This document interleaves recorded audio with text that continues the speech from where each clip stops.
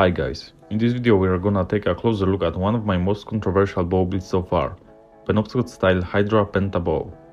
As you can tell by the number of views and comments, this project really caught the attention of my viewers and raised a lot of questions. In this video I'm gonna face some of them and explain the truth behind this bow.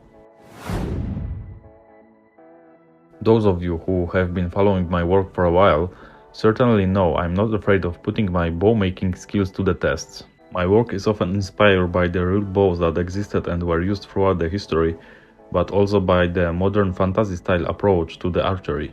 That's why some of my crafts are very simple and focused on the single most significant feature, the performance, and at the same time others drift away towards different, not really that important, directions. My approach got me a lot of fans, but also targeted many people who are surprised and often criticize some of my crafts. I don't mind it, and to be honest, I understand their way of thinking. I can't deny my bows raise a lot of mixed emotions, but I hope this video will clarify my intentions to some of you. Now let's move on to one of my favorite builds of the last year. My projects begin from the different angles. Sometimes it's a design I wanna try. Sometimes particular piece of wood with unique features, sometimes something I've seen in the movie. This one started from the name. Hydra is a scary mythical Greek creature with many heads. This bow just appeared in my head, and I couldn't imagine the better name for it. The only thing left to do was to bring it to the life. The bow took me a few weeks of work in the afternoons, but I managed to make it done. I used very well seasoned black locust wood staves. Some of them had a lot of character, but it didn't matter that much in this case. Firstly I tailored the main bow, then 4 others. The final result was spectacular.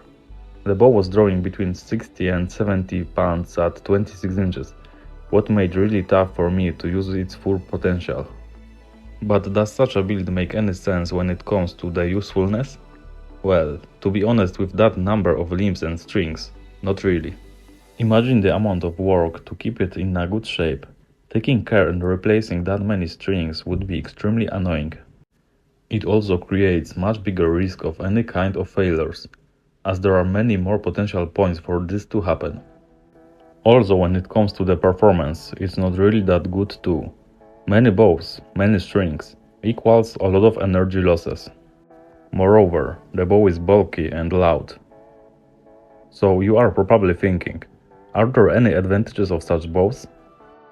The Hydra was a variation of Penobscot bow. This kind of bows were mainly used to compensate the bad quality of wood, where no other kinds were reachable. Foremost, Penobscots were just 2 bows combined, unlike my build. In such a case, there is a good point to go for that design and certain advantages following it. To learn more about this topic, check out my other video. I will leave the link below. I've made many Penobscot bows and I gladly share my thoughts there. So considering all I've said before, why would I build such a penta bow? I'm not gonna lie, I made it mainly for fun and as a challenge, but also to reach broader audience with my work.